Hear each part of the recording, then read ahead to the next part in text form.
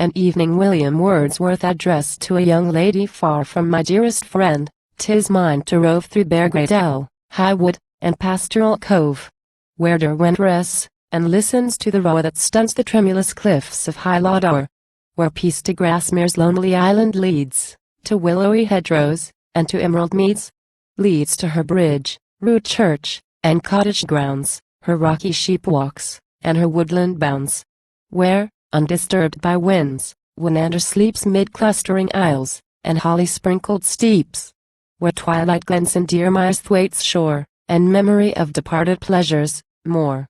Fair scenes, erewhile, I taught, a happy child, the echoes of her rocks my carols wild, the spirit sought not then, in cherished sadness, a cloudy substitute for failing gladness. In youth's keen eye the livelong day was bright, the sun at morning, and the stars at night, alike, when first the bittern's hollow bill was heard, or woodcocks roamed the moonlight hill. In thoughtless gaiety I coursed the plain, and hope itself was all I knew of pain. For then, the inexperienced heart would beat at times, while young content forsook her seat, and wild impatience, pointing upward, showed, through passes yet unreached, a brighter road. Alas! The idle tale of man is found depicted in the dial's moral round. Hope with reflection blends her social rays to gild the total tablet of his days. Yet still, the sport of some malignant power, he knows but from its shade the present hour. But why, ungrateful, dwell on idle pain? To show what pleasures yet to me remain, say, will my friend, with unreluctant ear, the history of a poet's evening hear? When, in the south, the wan noon, brooding still, breathed a pale steam around the glaring hill, and shades of deep embattled clouds were seen, spotting the northern cliffs with lights between. When crowding cattle, checked by rails that make a fence far stretched into the shallow lake, lashed the cool water with their restless tails, or from high points of rock looked out for fanning gales, when schoolboys stretched their length upon the green, and round the broad spread oak, a glimmering scene, in the rough fern-clad park, the herded deer shook the still twinkling tail and glancing ear.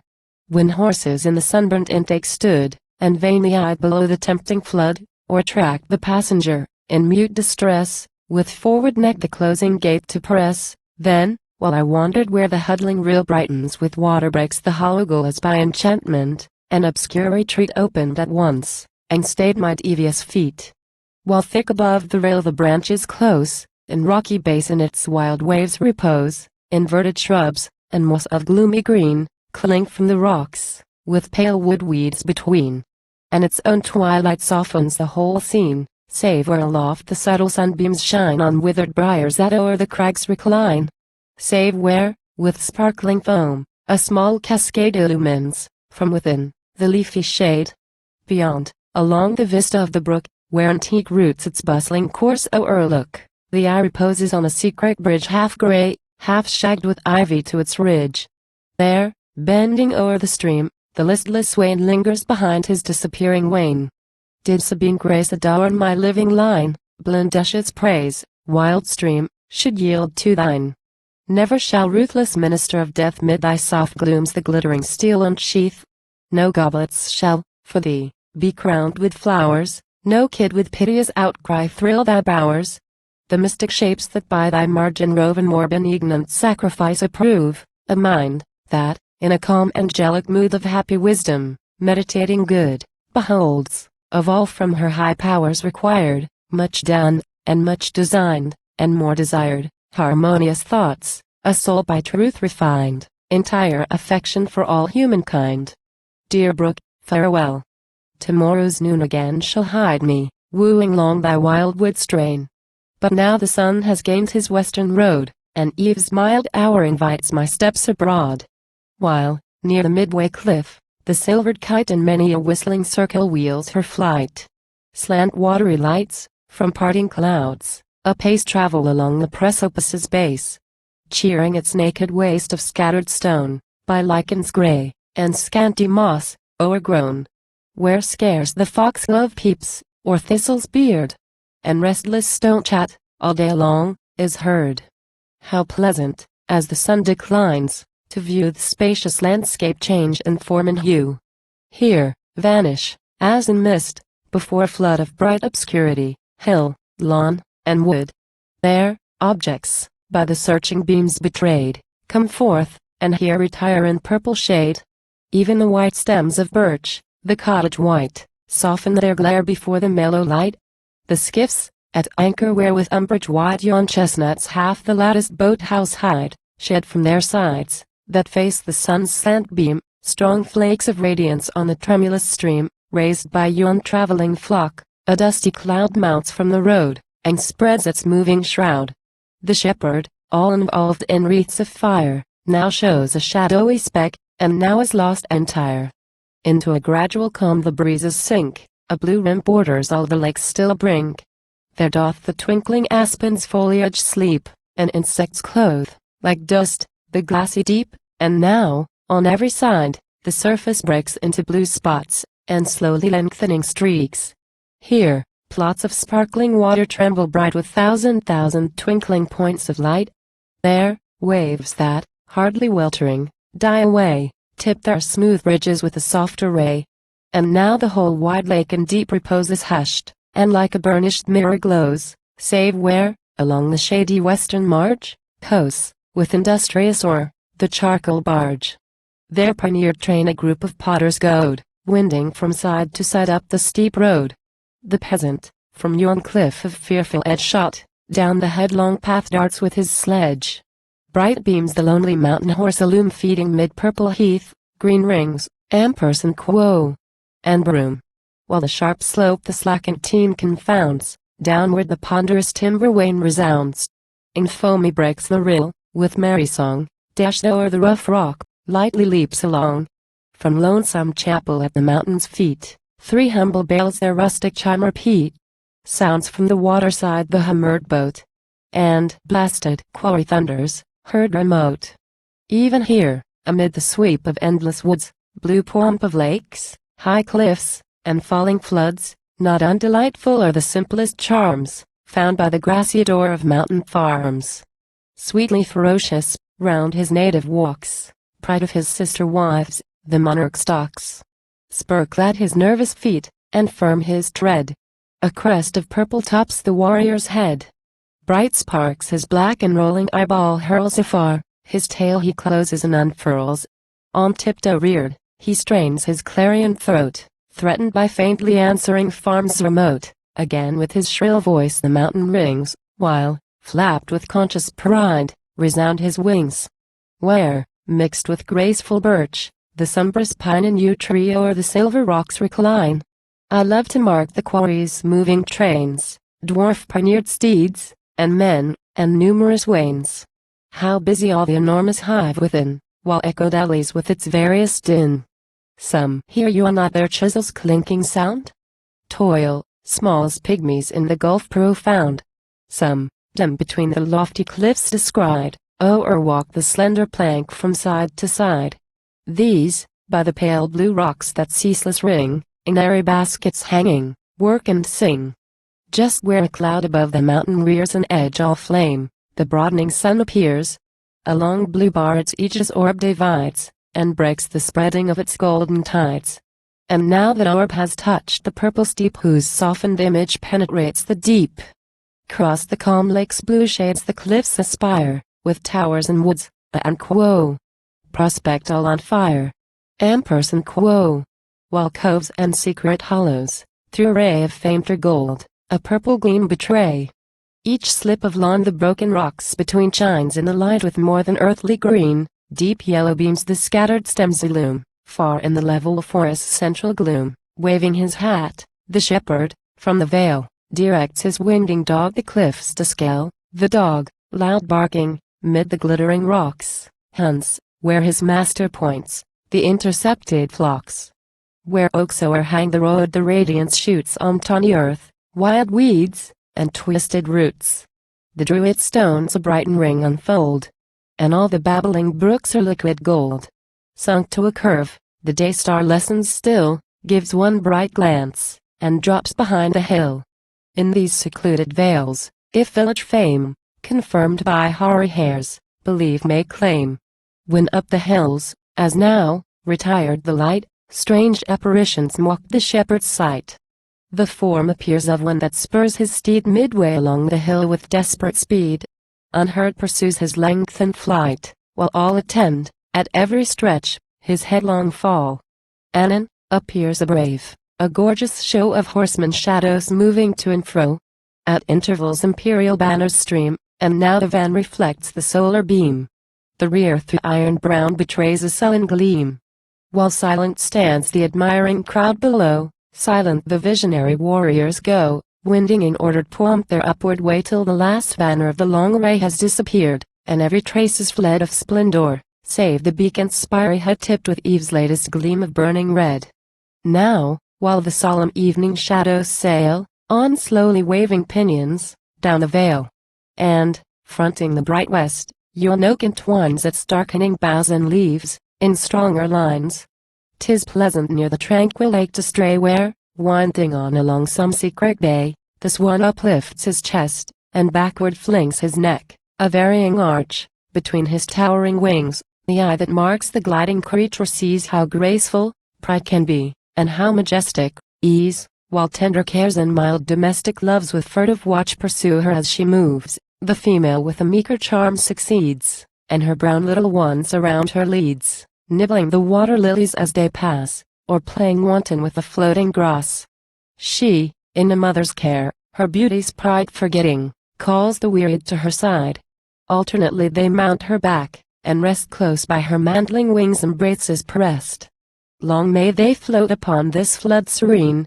Theirs be these homes untrodden, still, and green, where leafy shades fence off the blustering gale, and breathes in peace the lily of the vale. Yon isle, which feels not even the milkmaid's feet, yet hears her song, ampersand quo.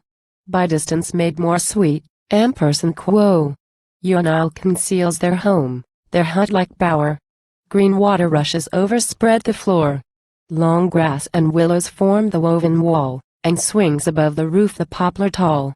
Thence issuing often with unwieldy stalk, they crush with broad black feet their flowery walk. Or, from the neighboring water, hear at morn the hound, the horse's tread, and mellow horn.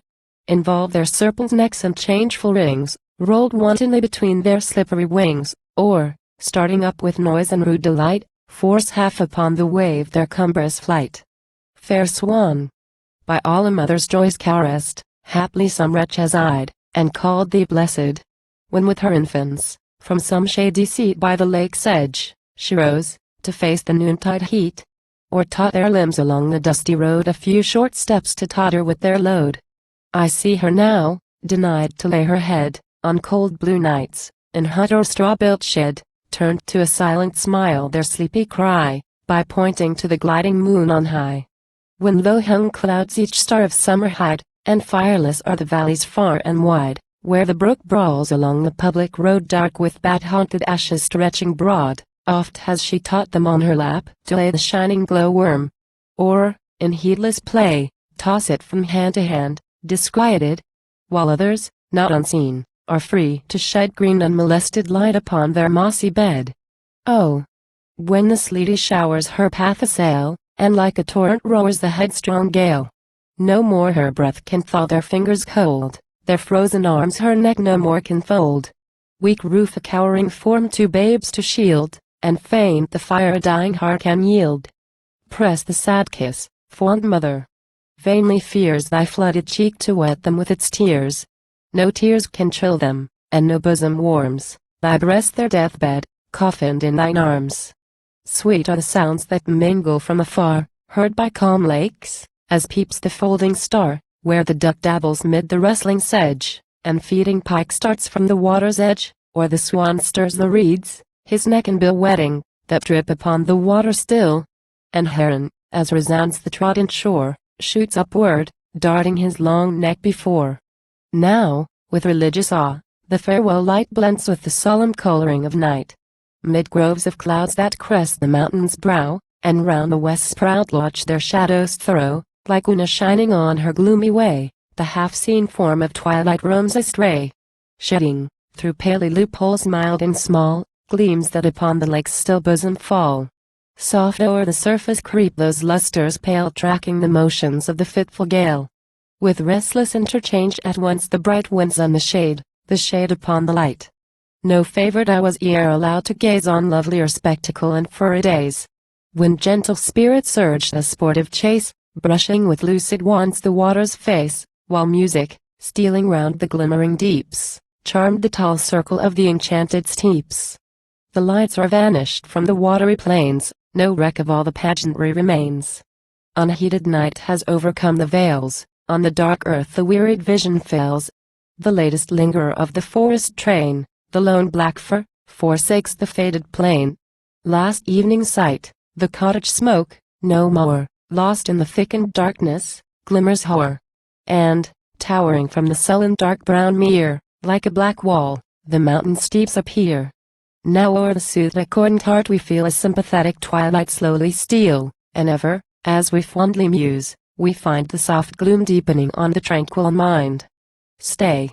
Pensive, sadly pleasing visions, stay. Ah no. As fades the veil, they fade away, yet still the tender, vacant gloom remains. Still the cold cheek its shuddering tear retains. The bird, who ceased, with fading light, to thread silent the hedge or steamy rivulet sped, from his grey reappearing tower shall soon salute with gladsome note the rising moon, while with a hoary light she frosts the ground, and pours a deeper blue to others bound.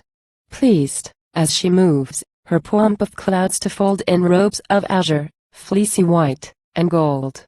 Above yon eastern hill, where darkness broods o'er all its vanished dells, and lawns, and woods, where but a mass of shade the sight can trace, even now she shews, half veiled, her lovely face, across the gloomy valley flings her light, far to the western slopes with hamlets white, and gives, where woods the checkered uplands strew, to the green corn of summer, autumn's hue.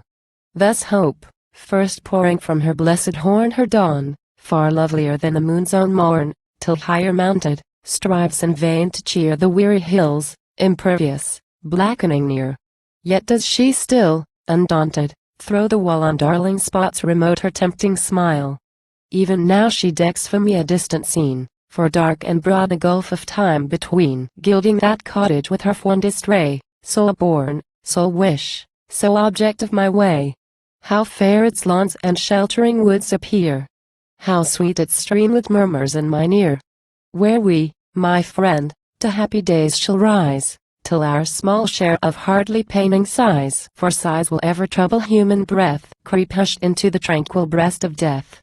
But now the clear bright moon her zenith gains, and, remy without speck, extend the plains, the deepest clefts the mountain's front displays scarce hides a shadow from her searching rays. From the dark blue faint silvery threads divide the hills, while gleams below the azure tide. Time softly treads. Throughout the landscape breathes a peace enlivened, not disturbed, by wreaths of charcoal smoke, that o'er the fallen wood, steal down the hill, and spread along the flood. The song of mountain streams, unheard by day, now hardly heard, beguiles my homeward way. Air listens, like the sleeping water, still, to catch the spiritual music of the hill, broke only by the slow clock tolling deep, or shout that wakes the ferryman from sleep, the echoed hoof nearing the distant shore, the boat's first motion, made with dashing oar. Sound of closed gate, across the water borne, hurrying the timid hare through rustling corn. The sportive outcry of the mocking owl, and at long intervals the mill dog's howl. The distant forge's swinging thump profound, or yell, in the deep woods, of lonely hound.